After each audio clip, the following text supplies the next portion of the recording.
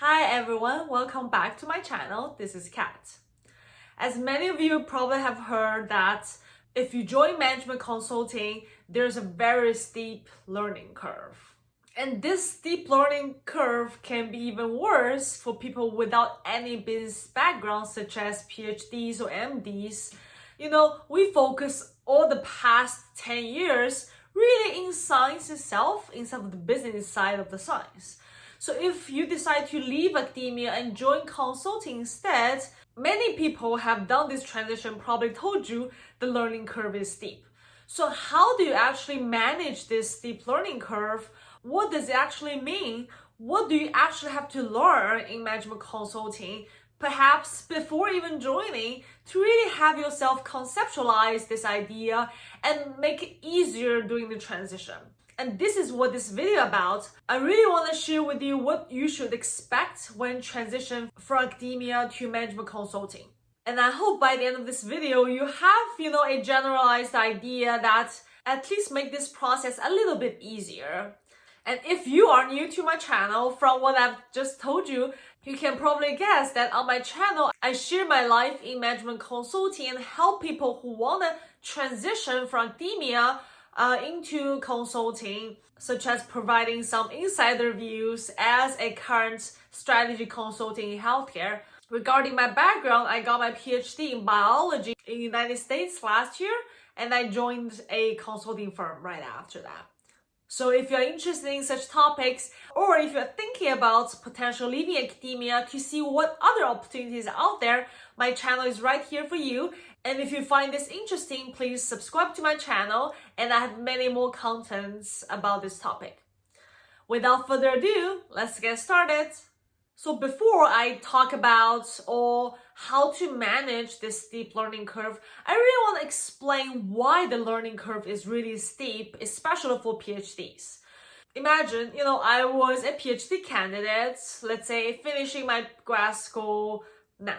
And then the grad school itself already took, 5-6 years, plus the 4 years of college that you've done. And potentially, I would imagine most of you focus in biology, life science related majors, right? So basically, in the last 9-10 years, you really just focus on science, you really ask scientific questions, and you do experiments and trying to address this question surrounding your thesis, right? Ultimately. And your goal is really write papers. So the skills that you've learned are all around it, right? How to ask the right scientific question, how to find a method to address this scientific question. Well, in my previous videos, I've mentioned that those skills are transferable, right? So in consulting, it's the same idea that there's a question from the client. As consultants, we're trying to gather the method, gather our thoughts, and put into a presentation that tell a client what will be the solution. Even though the general idea is the same, how we approach it is actually very different, right? Imagine if you're a grad student, you spend, let's say, 4 or 5 years really research on 1 or 2 topics, right? And those topics, let's say projects, may be interrelated, right? You want to study a protein function, you want to study a drug that targets this protein of interest, trying to rescue, phenotypes you see in mice, in cells, whatever model that you have, right? So the fundamental question is potentially around this protein of interest, or some key ideas that your lab really spend the last decades on. So first of all, the focus is relatively small. Second of all, you do have the luxury of years of time to study this problem. In consulting, that is totally the opposite, right? First of all, the question is really, really big. Imagine your client has developed a new COVID test and they would like to launch it. It's a very broad question. Where should they launch it? How should they price this test? How many competitors are out there? Does this market still need a new COVID test? And if they, really want to launch this, how much will they get from launching this test? Who should they talk to, get into the marketplace? There are many questions about this one topic, right? And this is just one client's question. That comes to the second difference is every single project in consulting is really short. You don't have years to study those questions that I've just asked. You only probably have 4 weeks.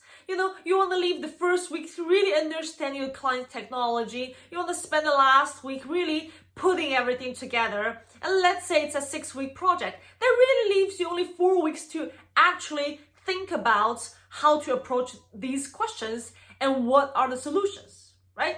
And if you think about it, it's very different. And I think that is really the key difference from PhD's background and their past experience. They're not used to work in such a fast-paced environment. When I was a graduate student, I thought, I could grab a coffee when I'm running a gel. It's still pretty chill, right? And if you ask me, what if, you actually have to work 8 hours straight or 10 hours straight? I will be like, conceptually, it shouldn't be that hard to do, right? I mean, I'm very motivated. I'm very driven. I think I can do that. However, it is very different in reality. If you're actually a consultant, transition immediately from academia to consulting life is quite drastic. You have to be on back-to-back meetings, let's say 5 hours straight, and then you have a very quick lunch break, sometimes not. You have to, snack sometimes, and then you have to immediately transition to your own individual work stream. It's a quite intense, fast-paced work environment, as I mentioned. That's really, I think, a key obstacle for PhDs.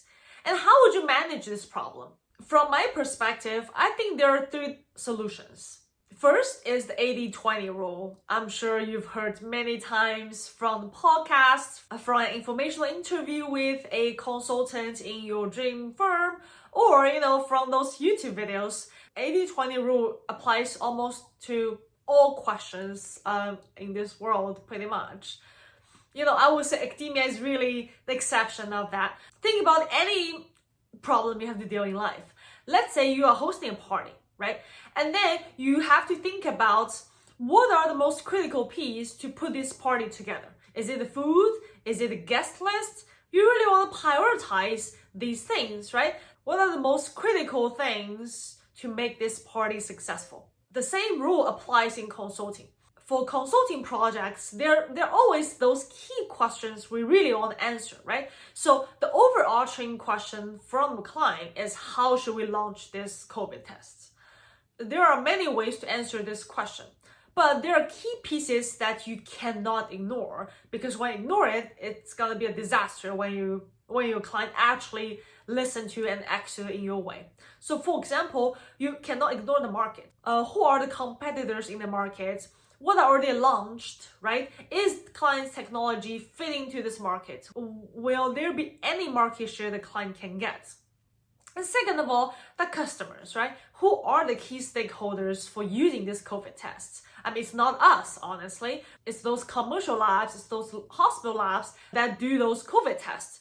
And of course, you cannot ignore the whole reimbursement landscape, because they are actually the payers for those COVID tests, right? Those are really the key elements for this, let's say, case. Because you only have 4 weeks to do this project, so you might have to ignore some of the little things. Let's say you only have time to talk to those key stakeholders, and you might have to ignore some things. For example, the cost of the test. I mean, it is important, right? How much actually client put in to develop this test? What is the cost per test? The cost is important. However, because the short span of the project, you might just have to leave it aside for this phase of the project. There are many moving parts when you are dealing with such a big question. You really want to identify what are the key questions and solutions to address that 80% of the problem, and leave that 20% aside. And if you think about academia, that is not true. Academia is really about that 20% or even that 1%, right? Because let's say if you're studying this protein of interest, and maybe this protein is very well known, right? Like 80 or even 99% of this protein function is being discovered. But as a scientist, you really want to discover that unique unknown function of this protein. And that can be that 20%, that can be that 1%, right? And that is the new discovery here, right? You want to explore that unknown, even though there's a very, very small chance. But it is the persistence of being a scientist, right? It is the numerous experiments you are doing to really see what is that 1% of that protein function. So the way how we are trained to solve questions are very different. I think that is really the key barrier or the most difficult challenge that PhD face when transitioning to be a consultant. So now we identify the key problems, we're gonna get the data. Okay, so here comes the problem number 2 of PhDs is we get so deep into the data itself. Because I think as PhDs, we read all the paper about that protein. Coming again, that example, the protein of interest. You really want to read all the papers on PubMed about this protein, right? What has been discovered? What are the gaps? And let me fill that gap, right? However, in consulting, again, you don't have that time and luxury to read all the paper on PubMed. And it's not just about one protein, right? It could be about the whole industry. So there's really no way that you exhaust all the resources. Instead, after the 80-20 rule, meaning that you identify, okay, what could be the solution, and you backed up by several literatures, and that's enough. You really want to move on and think about why is it important? What does this data mean? And how would that impact the client? So let's say you did a competitor analysis and you realize, oh, there are like 10 different market players out there. What does that mean? Right? You should not go ahead and read all the reports from all these companies. Before reading any additional reports, think that what is the most efficient way to ask, is there a place for the client? Think from the client's perspective. And why would that matter? And is it worth your time to actually read those reports? And third advice or solution, I would say, to make this transition a little bit smoother is set your boundaries. So I think in grad school, we work pretty much 24/7, 365 days, right?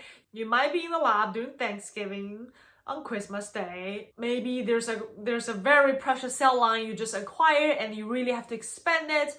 Or, there's this mouse strain that you bred and finally they're giving leaders. Or there's this timeline-based experiment that you really have to do on that special day. So I think as grad students, we are always in the mindset that, we can always do experiments. There's not really personal time. There's not really boundary, right? When your PI emailed you, if you saw the email, you would try to reply immediately. However, in consulting, as I mentioned, it's really fast-paced. You really don't want a burnout. Imagine like today, you're gonna have 5 to 6 back-to-back meetings, and then after that, you have to work on your own slides, secondary research, whatever work stream you have, and repeat that every day for 5 days straight. And then how would your brain think about it? How would your body tolerate it? And on top of that, you constantly check emails. You want to make sure that you reply all the emails from your managers, from the partners, and then you freak out over the weekends that, oh, there's an email there and I cannot address it. And then how would that do to your mental health? And how sustainable is that for your consulting career? Well, the answer is obviously no. It is not a healthy work environment. You really want to protect yourself and then set the boundaries. Let's say you're into workout. You want to really, let's say 7 to 8 a.m., you want to work out. You want to put that on your calendar, telling to everybody that I'm not going to do a meeting between 7 to 8.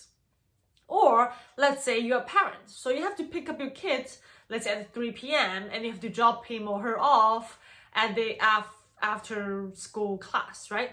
So you want to really also block 3 to 4, 3 to 5 even p.m. that block as your personal time that you really don't want to schedule anything around it. Unless, there's a very critical client meeting that cannot really go with your schedule. A few times so flexibility is fine, but you really want to have that personal block time to take a break, to do what, you enjoy what you have to do.